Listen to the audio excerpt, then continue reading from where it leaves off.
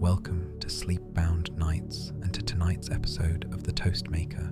If these evenings have been helping you drift off or feel a little less alone at the end of a long day, I'd love it if you hit subscribe so you don't miss what's coming. Tonight is one of those episodes, the kind that stays with you. When we left Iris at the end of last episode, something had just quietly settled.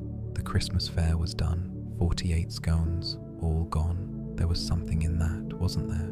The feeling of a thing going exactly as it was supposed to, of being seen and welcomed in the way that counts, not in a grand way, but in the small, ordinary, deeply good way. She and Tom had walked home through December dark, the way people do when they've stopped needing to fill the silence. The cottage was waiting, Moss was waiting, and somewhere just ahead on the calendar, Wednesday, there was a recipe box with a brass catch and a ring stain from a forgotten mug. She didn't know yet what was inside it, didn't know about the dry walnut cake, or the cayenne pepper, or the letter at the back, written for someone Mary Pritchard had never met. But she had cleared a shelf. By the window, she was making room, and the making room felt important. Let's close our eyes. Listen to the sound of my voice as we make our way back to Elder Cottage. It's Wednesday morning. The kettle's just boiled and there's shortbread in the tin. This is where our story begins.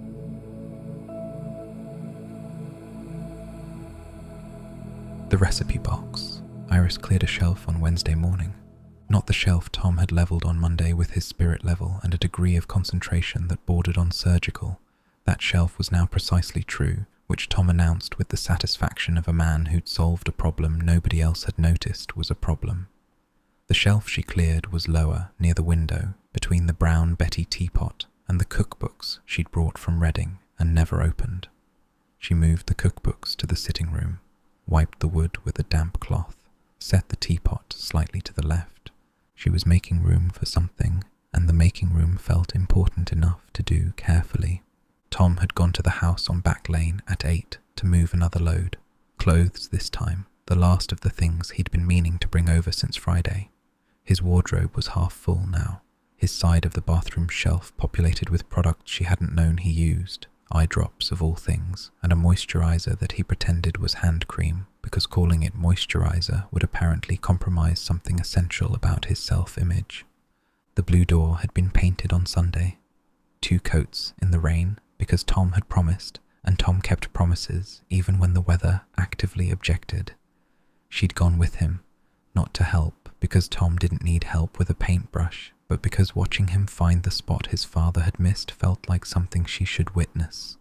Lower right corner, behind the recycling bin, bare wood that had been waiting 30 years for its first coat. Tom had crouched on the wet pavement and painted it with slow, deliberate strokes, and neither of them had said anything about it, and that had been enough. Now it was Wednesday, December the 17th. Mr. Pritchard was coming at 11. Moss was on the windowsill, watching the garden with the neutral surveillance of a cat who'd assessed December and found it beneath him. The fairy lights were off. The fence stood straight. Beyond the garden, the fields were winter brown, the hedgerows bare, and the sky had settled into a flat grey that looked permanent, as if colour were a summer luxury the sky couldn't currently afford. Iris put the kettle on, checked the biscuit tin, shortbread, Margaret's, still fresh enough, checked the bread, half a loaf, adequate for toast if toast was needed. Toast was usually needed. She was nervous, not the social nervousness of Margaret's Sunday lunch or the performance anxiety of the Christmas fair, but something else, something closer to the feeling you got before receiving a gift you knew would change the weight of your kitchen. Mary Pritchard's recipe box was not just recipes. It was the collected handwriting of a dead woman who'd spent her last days imagining meals she'd never cook, dictated to a husband who'd then cooked everyone. Iris wiped the counter. It didn't need wiping. She wiped it again. Tom came back at 10:15, carrying a hold-all and the rosewood-handled marking knife that had belonged to his father and his father's father before that. He set the knife on the counter with the care of someone placing a museum object. "How do you feel?" he he asked. Fine. You've wiped the counter 4 times. I'm a clean person. You're a nervous person who cleans when she's nervous. Different thing. He hung his jacket on its peg. Second from the left, established, non-negotiable. I brought the photo albums, left them in the van for now, didn't want to clutter the place before he gets here. It's not going to be a ceremony. He's bringing a box. We'll have tea. We'll have tea and you'll cry. I won't cry. You cried at Emily's presentation when she said it would be sad if nobody remembered them. You cried at Mum's when she talked about the height marks. You cried last week when Moss chose to sleep on your bed instead of mine for the first time in 3 weeks. That was different. That was betrayal. Moss had committed to your bed and then changed his mind without warning. You cried because a cat slept on your pillow. I cried because a cat came back to my pillow. There's an emotional distinction. Tom made himself useful. He checked the sugar bowl, the milk, the teaspoons, small preparations, the kind that kept hands busy while the clock moved toward 11. Moss tracked their movements from the windowsill with the detached interest of a creature who understood that human anxiety was a spectator sport. At 10 to 11, Iris heard the gate. Not the usual sound, the quick click and swing of a casual arrival. This was slower, the careful unlatching of a man who was carrying something with both hands and couldn't spare one for the easy approach. She went to the front door before he reached it. Mr. Pritchard stood on the path in his good coat and his flat tweed cap, walking stick hooked over one arm, and in his hands he carried a wooden box. It was smaller than she'd imagined, oblong, about the size of a shoebox, made from dark wood, walnut maybe, with a brass catch that had gone dull with decades of opening and closing. The lid had a ring stain in one corner where a mug had been set and left too long, and one side had a scratch that ran the length of the grain, deep enough to catch a fingernail. "Morning," he said. "Morning. I've brought the box." He said it the way you'd say, "I've brought the shopping." Flat, ordinary, as if this were not the accumulated culinary history of a woman who'd been the best cook in the valley and the love of his life for 57 years. "Come in." Iris stepped aside. "The kettle's just boiled." He came in, removed his cap, hung it on the hook by the door. His hook, third from the left, next to Tom's jacket. The box he carried to the kitchen table and set down with the particular gentleness of someone placing something fragile, though the box itself was solid. The fragility was elsewhere. Tom was at the counter. He'd retreated there when the gate sounded, giving Mr. Pritchard the doorway without crowding it. "Mr. Pritchard." "Tom." A nod. Then, looking at the cleared shelf by the window, "I see you've made space." "Is that all right?" Iris asked. "It's what it's for." He lowered himself into his chair, the one at the kitchen table that had become his, the way Tom's chair had become Tom's, through repetition and the silent democracy of habit. His walking stick went on the table edge, tested, steadied. "Tea would be good, if you're offering." "I'm always offering. That's why I keep coming." She made tea. 3 cups. Mr. Pritchard's in the good china with the fading blue flowers. Tom's in his usual mug. Her own in the brown one with the chip. The ritual of it. Kettle, pot, 2 scoops of Yorkshire Gold, water just off the boil, was its own kind of breathing exercise. When she set Mr. Pritchard's cup in front of him, his hands were already resting on the box's lid, fingers tracing the wood grain without quite opening it. "I went through everything," he said. "This week. Took all of them out, one by one, checked they were in order." He paused. Mary had a system. Tabs, handmade. She cut them from old birthday cards and glued them on. Categories, soups and starters, main courses, puddings, preserves, and one at the back she labelled "Emergency" in red ink, which I never understood until I opened it. "What's in the emergency section?" Tom asked. "Chocolate cake. 1 recipe, nothing else." Mr. Pritchard's mouth twitched. She wrote on the card, "For evenings when the world is too much and you need something that doesn't ask questions." She underlined "doesn't ask questions." Iris sat down. The kitchen was quiet except for the radiator and the sound of Moss repositioning himself on the windowsill, which involved a sequence of small thuds that suggested he was building a nest from his own body. "I should tell you," Mr. Pritchard said, "that I've read every card in this box more times than is probably healthy. Some of them I know by heart. Some of them still catch me off guard." His fingers lifted the brass catch. It clicked, a small definitive sound. "There are things in here I didn't know about. She was organized, but she was also sneaky. She hid things in the back of sections, notes that weren't recipes, comments about people, observations." He looked at Iris. She was the most observant person I ever knew. Nothing got past her. She noticed everything and wrote half of it down, and the other half she kept behind her eyes. He opened the box. Inside, cards, dozens of them, packed upright like files, separated by the hand-cut tabs Mr. Pritchard had described. Uneven rectangles of old birthday card showing slices of flowers and cake and the occasional truncated message. "Happy Bye," one read, the rest of the greeting sacrificed for organizational purposes. The cards themselves were index cards mostly, in various states of age. Some were white and sharp-cornered, others had yellowed to the colour of weak tea. Many had stains, splatters of butter, a smudge of something brown, a thumbprint in what might have been flour. Mary's handwriting was everywhere, not uniform. Iris could see it changing across the cards, from the firm, upright script of earlier entries to something looser, rounder, less certain. Different inks too, blue, black, a few in green that stood out like small rebellions. "Start at the front," Mr. Pritchard said. "She'd have wanted you to go in order. She was very firm about order." Iris lifted the first card. "Leek and potato soup," written across the top in blue ink, underlined twice. "That's the one you know," Mr. Pritchard said. "The one I taught you. But look at the bottom." She looked. Below the recipe, in different ink, green this time, Mary had written, "Arthur will add too much salt. He always adds too much salt. Hide the salt mill when he's cooking this." Tom made a noise that might have been a cough. "She wasn't wrong," Mr. Pritchard said. "I do add too much salt. The doctor said so. Mary said so. Everybody says so. I've been adding too much salt for 60 years, and I've got no intention of stopping now." "Your blood pressure," Iris started. "My blood pressure is my blood pressure's concern, not yours, not Mary's, God rest her, not Dr. Hanson's.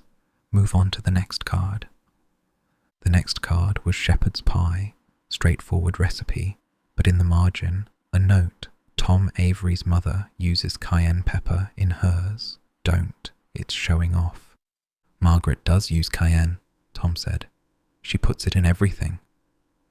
Mary thought cayenne pepper was an affectation. She once told your mother, at the church fete, in front of 11 people, that cayenne was a spice for people who don't trust their ingredients. Margaret didn't speak to her for a week. Mr. Pritchard took a sip of tea. They made up over a lemon drizzle. They always made up over cake. They went through the soup section. Each card produced a story. Not grand stories, small ones, the kind that lived in the margins of a recipe where nobody else would think to look. A note on the carrot and coriander soup about the year the carrots came from Mr. Pritchard's allotment and were criminally small, but tasted better than any she'd bought.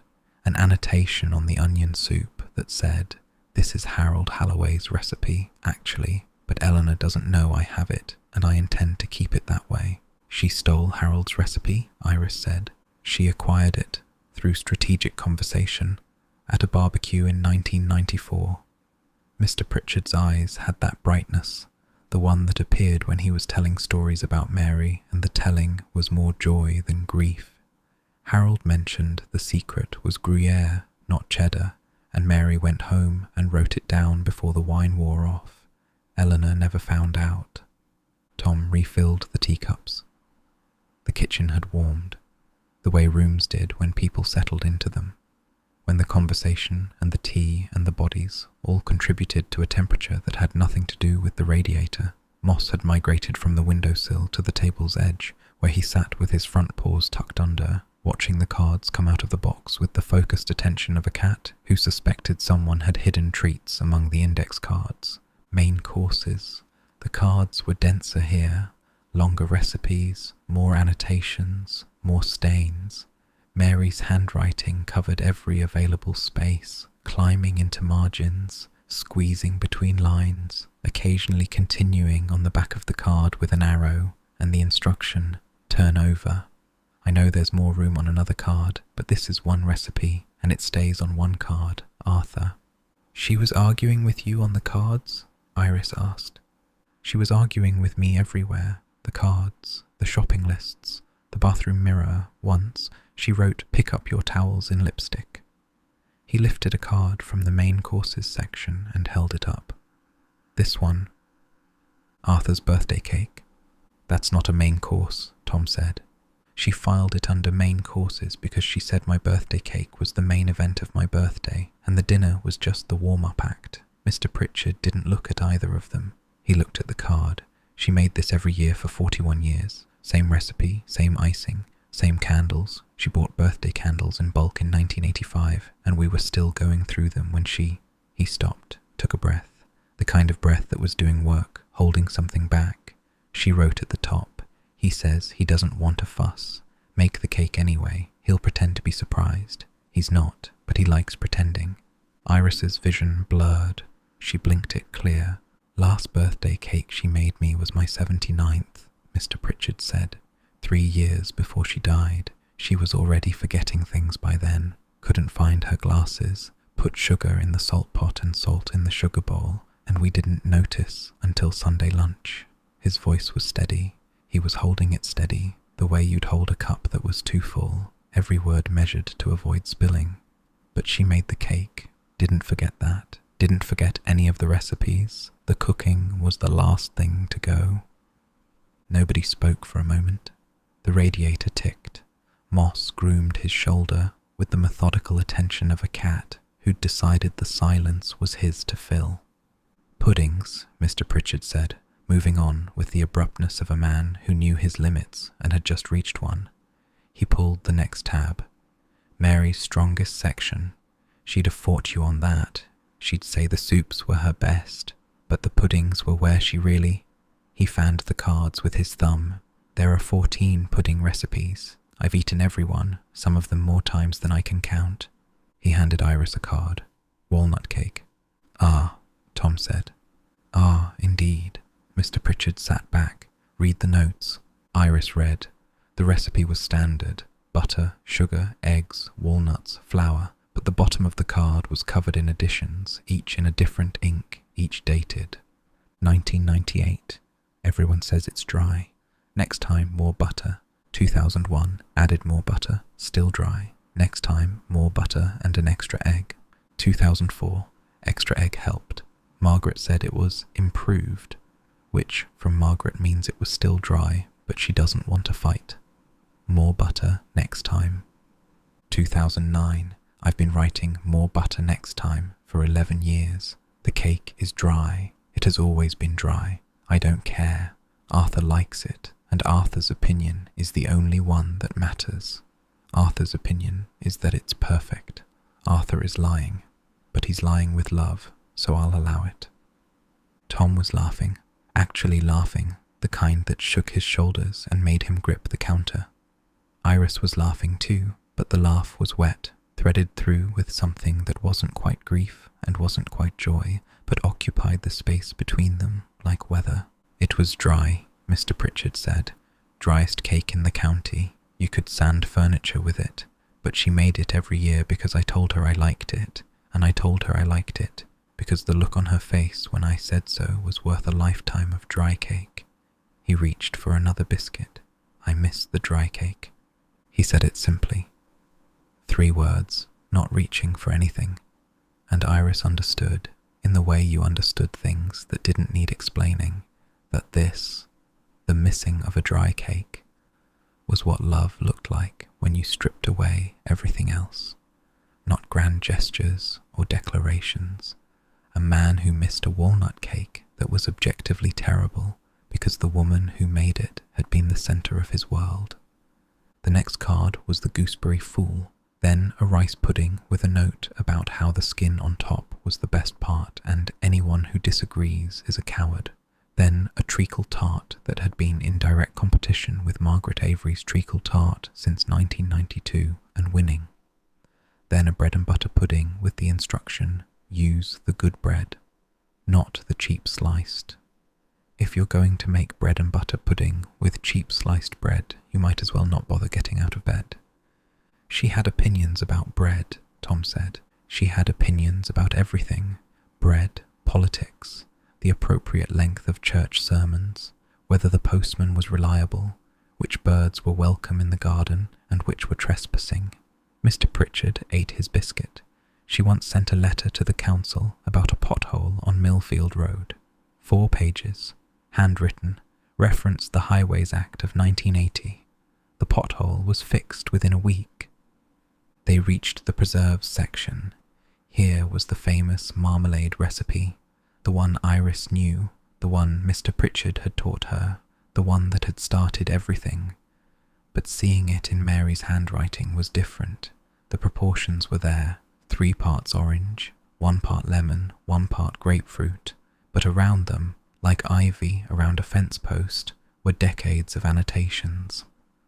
1989, Eleanor's batch this year was too sweet. I didn't tell her, I told everyone else. 1993, won the blind taste test at the Fete. Eleanor didn't speak to me for a month. Worth it. 1995, Eleanor brought a lemon drizzle cake as a peace offering. I accepted. Her marmalade is still too sweet. 2003, Arthur says I'm obsessed with being better than Eleanor. I'm not obsessed. I'm right. There's a difference. She and Eleanor were the same person, Mr. Pritchard said, just on different sides of the same argument. They loved each other completely and disagreed about everything. Mary said Eleanor was the only person who took her marmalade seriously enough to compete with. Everyone else just said it was nice. Eleanor said it was wrong. Mary respected that.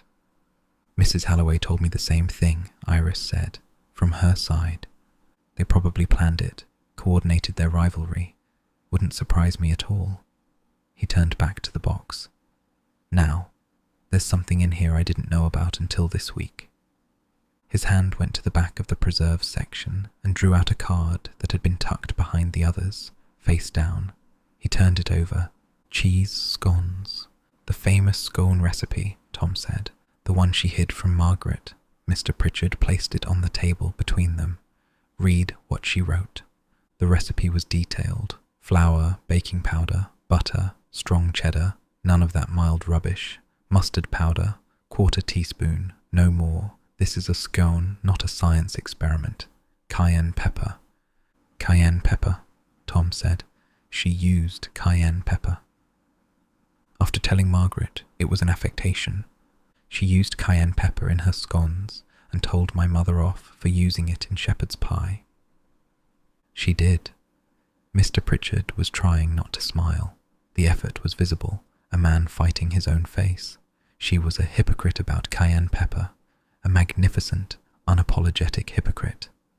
Below the recipe in Mary's handwriting, don't let Margaret see this. She'll steal it, and then she'll find the cayenne and I'll never hear the end of it. This recipe dies with me. Then, underneath, in different ink, or not, someone will find this eventually. If it's you, Margaret, hello. You were right about the cayenne. Don't be smug about it. Tom lost it. Full, helpless laughter, the kind that came from somewhere deep and unexpected, the kind you couldn't plan or perform.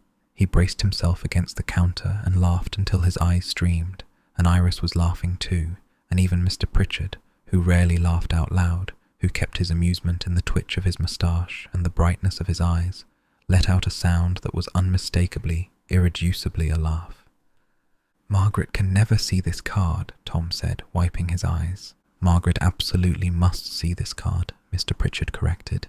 It would make her year, it might make her decade, knowing that Mary used cayenne pepper in secret and admitted she was wrong from beyond the grave. He shook his head. Mary would have wanted her to know, eventually, with maximum dramatic impact. Christmas, Iris said. They both looked at her. Give it to Margaret at Christmas with the shortbread. Let her read it. Iris picked up the card. Mary's handwriting, sharp and alive, speaking directly to a woman she'd competed with and loved for 40 years. She'd want to read it from Mary, not hear about it second hand. Mr. Pritchard considered this, then nodded, once, with the decisive movement of a man who'd made a decision and didn't intend to revisit it. Christmas. Tom, you'll handle the delivery. Why me? Because I'll be at home, in my chair, not getting involved. You're literally engineering the involvement right now. I'm facilitating. Different thing. He took a sip of tea with the calm of a man who'd been winning arguments for 82 years and wasn't about to stop. They took a break. Tom made toast, 4 slices buttered, cut into triangles because that was how Iris did it, and he'd adopted the method without discussion, the way cohabitation absorbed things. Mr. Pritchard ate his triangle slowly, holding it in fingers that trembled more than they used to, the slight shake visible when his hand was still but disappearing when he was in motion. Iris noticed but didn't mention it. There were things you watched without watching. When they returned to the box, the tone had shifted. Not dramatically. Mr. Pritchard was the same, sitting in his chair with his tea and his biscuit and his stories. But the cards were changing, the later ones. Different handwriting, not worse exactly, but less controlled. The letters a fraction larger, the lines not quite following the rules printed on the card, the ink smudged in places where a hand had dragged across wet words. These are from the last few years, Mr. Pritchard said. He didn't elaborate. He didn't need to. A card for Victoria Sponge with the note, I keep forgetting whether it's 3 eggs or 4. It's 3. I've written it down so I won't forget again. The word forget appearing twice, each time underlined, as if the underlining could hold the memory in place. A card for roast chicken with, Arthur knows how to do this, but I'm writing it down anyway, just in case he forgets too. Mr. Pritchard's hand rested on the table beside the box, not reaching for the next card, just resting. She knew, he said, before the doctors told us, before the tests. She knew what was happening to her, and she started writing things down faster, more cards, more notes, as if she could. He stopped. His jaw worked, the moustache moved, as if she could put everything she knew onto paper, and the paper would remember for her. Iris's throat had closed. She swallowed against it. Beside her, Tom was very still, the way he got when emotions were present, and he wasn't sure whether to carry them or let them sit. The last ones are at the back, Mr. Pritchard said, behind the emergency section. I didn't put them there. She did, before she went into hospital. His voice had gone thin, not weak, but pared down, carrying only what it needed to. She wrote them in the kitchen, a Saturday morning. I was in the garden, and when I came in, she was at the table with the box open, and she said, I'm just tidying up, Arthur. Don't fuss. He reached into the box and drew out the last section. 3 cards, held together with an elastic band that had gone soft and loose with age. He removed the band, set it aside, looked at the top card. I didn't read these until after she died, he said. She told me not to. She said they were filing and that I'd just get in the way. I believed her because I wanted to, and because Mary always had a reason for everything, even when the reason was incomprehensible. He handed the first card to Iris. Read it, aloud, if you can. Iris took the card. The handwriting was Mary's, recognizable but different, larger, less certain.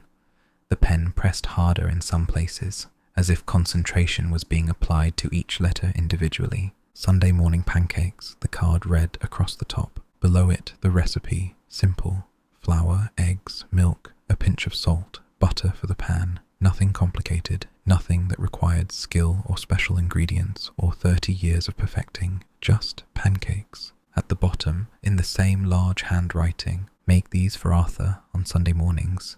Not every Sunday, just when the house feels too quiet. He'll say he's not hungry. He is. He just doesn't know how to say he's lonely. Pancakes help.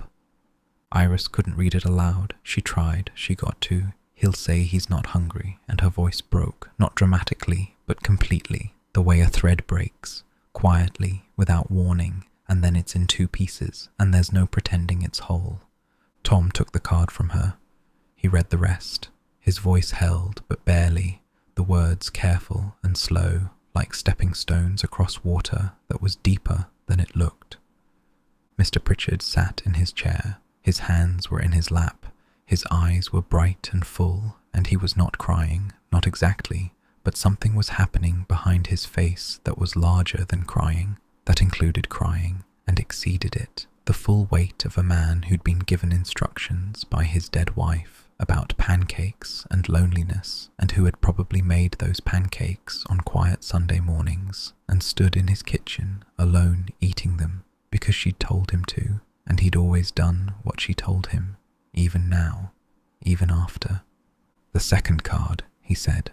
Tom picked it up, read it silently first, then aloud. "Victoria sponge, the right one. This is the real recipe. 3 eggs. I wrote 4 on the other card because I was confused that day, and I didn't want to cross it out because crossing out felt like giving in. It's 3 eggs. It's always been 3 eggs. I'm sorry about the other card. I should have fixed it when I still could." Silence, a long one. She was apologizing, Mr. Pritchard said, for writing the wrong number of eggs. That's what she was worried about at the end. Not his hand made a vague gesture. The diagnosis, the hospital, the dying. She was worried about the eggs. He said it with something that wasn't quite a laugh and wasn't quite a sob, but lived somewhere in the impossible territory between them. A sound that came from a place where the funniest things and the saddest things were the same thing, where a woman worrying about egg counts while her memory disappeared was both absurd and heartbreaking and profoundly, unspeakably human. The third card. Mr. Pritchard picked this one up himself, held it for a moment, turned it over once, then back. "I've read this one 100 times, he said, "maybe more. I know it by heart, but I want you to have it because keeping it in a box in my kitchen won't—" He closed his eyes briefly, opened them. "It won't do what you meant it to do." He handed it to Iris.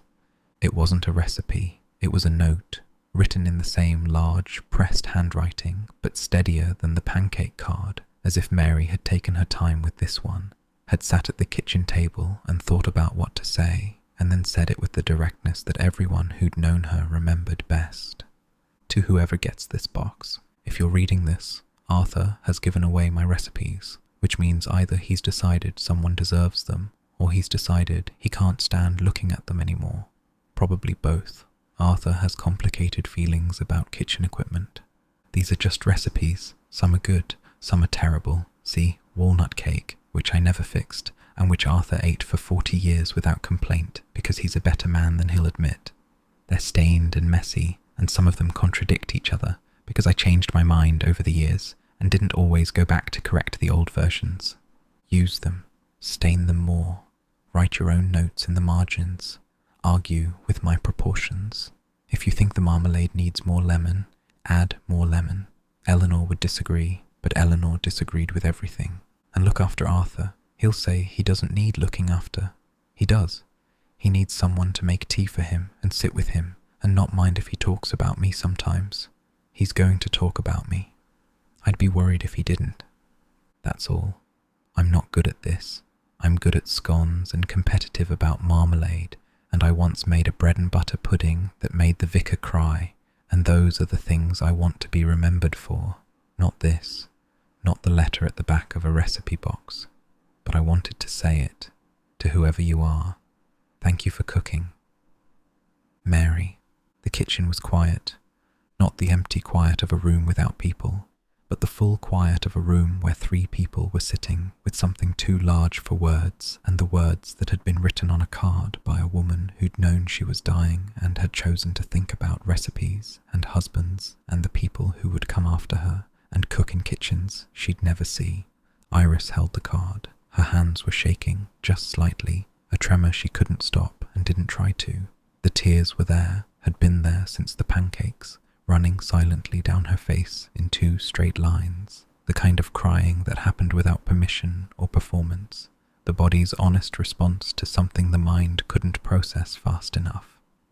Tom was at the counter, his back was turned, his shoulders were set in the particular way they got when he was feeling something he didn't want to show and was failing at hiding it. One hand gripped the counter edge, the knuckles were white. Mr. Pritchard was looking at the table, at the box, open, its cards fanned and scattered across the wood like a hand of cards dealt in a game only Mary understood the rules of.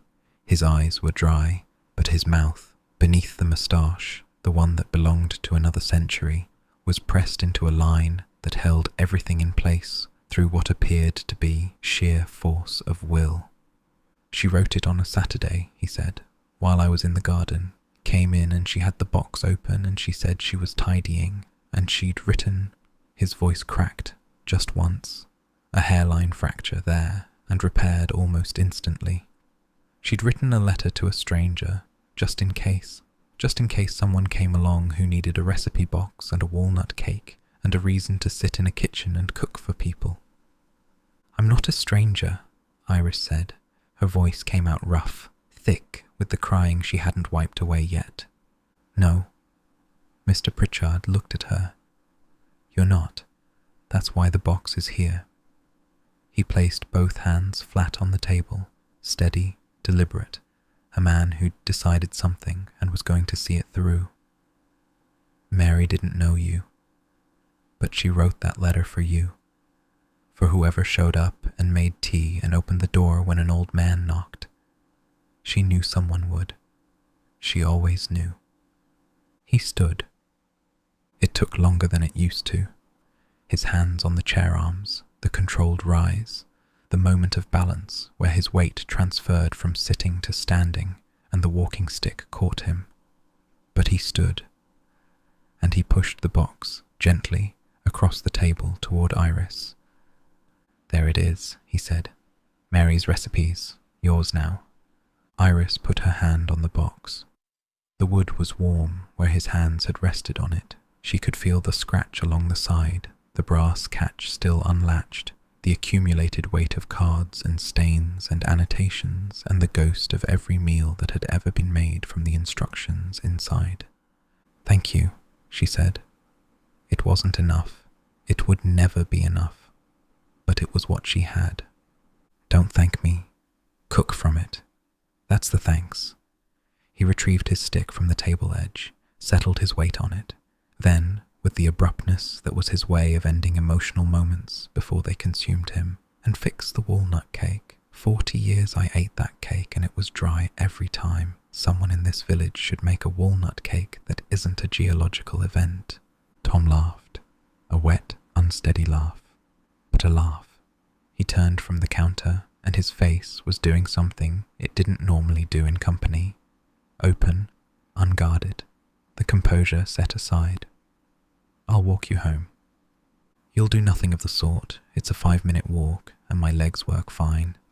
Mr. Pritchard adjusted his cap, which had been on the hook by the door and was now on his head at its correct angle. "I'm going to the bakery first. Sausage roll. It's Wednesday." "You've just eaten 3 biscuits and a piece of toast." "The sausage roll is a tradition, Tom. Traditions don't care about biscuit intake."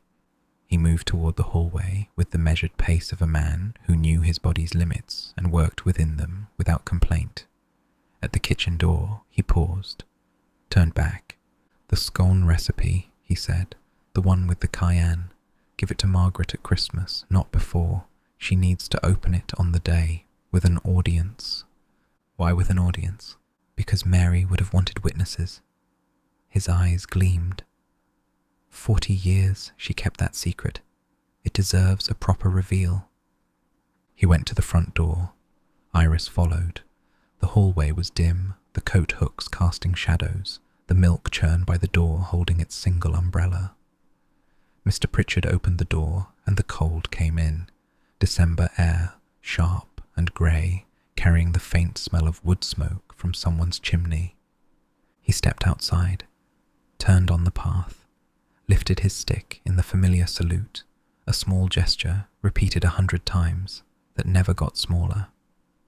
"Wednesday next week?" he said. Wednesday next week? I'll bring nothing. You'll make tea. We'll eat the scones you've undoubtedly already planned to make from that recipe, because you're predictable in the best possible way. He started down the path, stick tapping the flagstones. At the gate, without turning. She'd have liked you, Iris. Mary. She'd have thought you were too thin, and your cat had too many opinions, and your marmalade needed more ginger.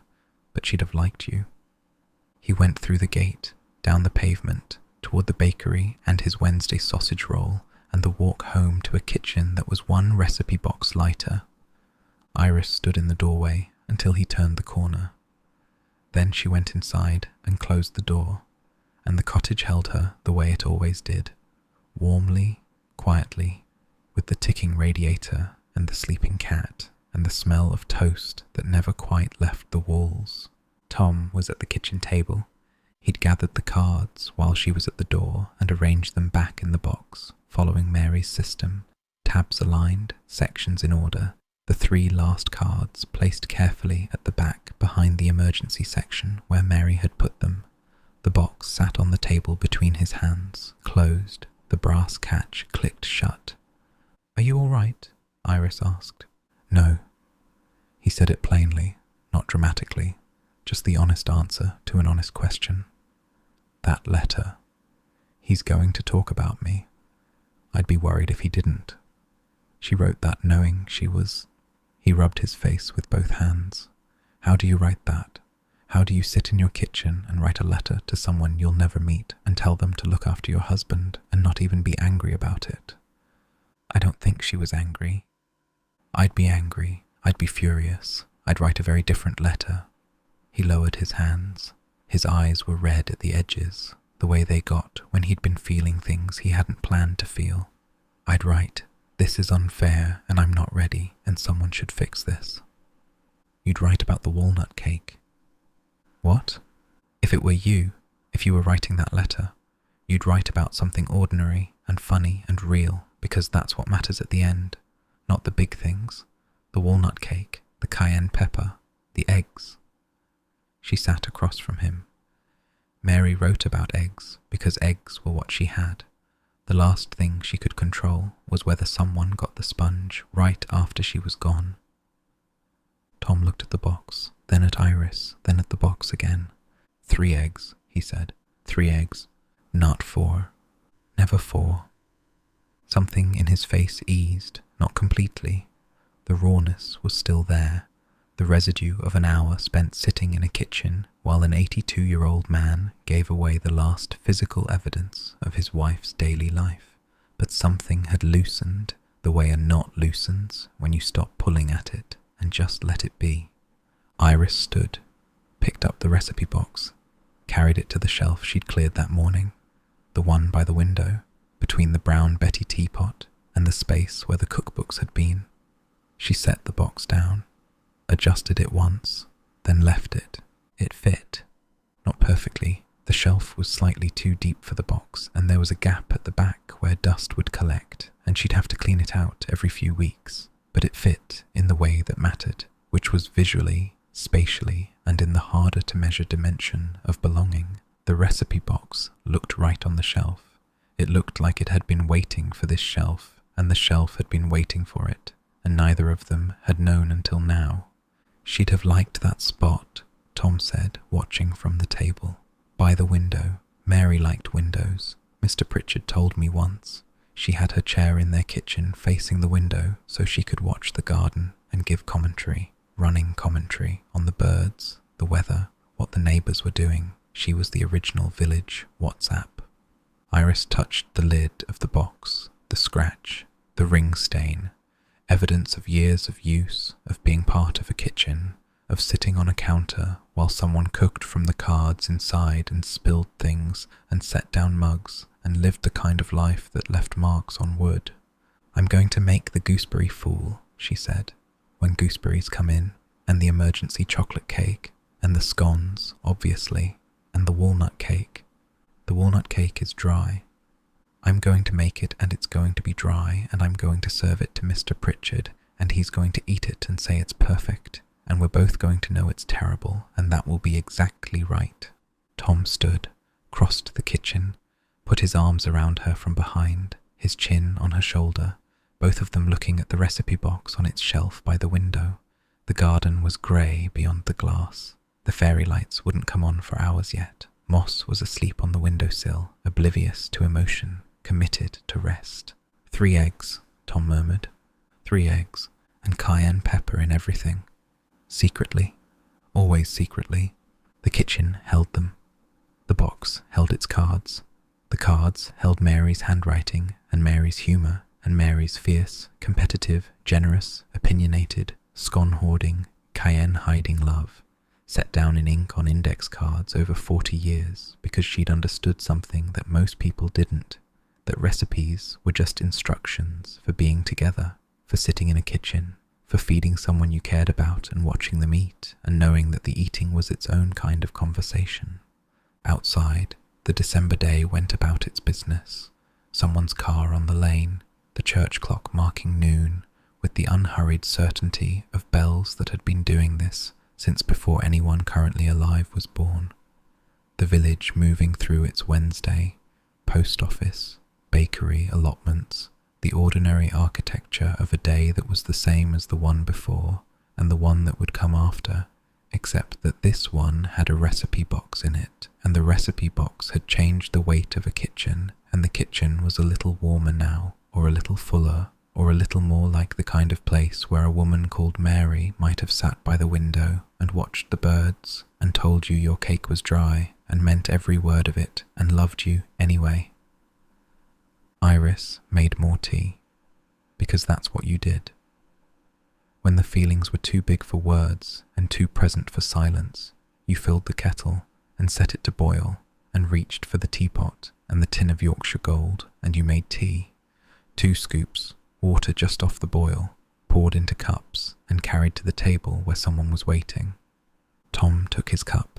Iris took hers.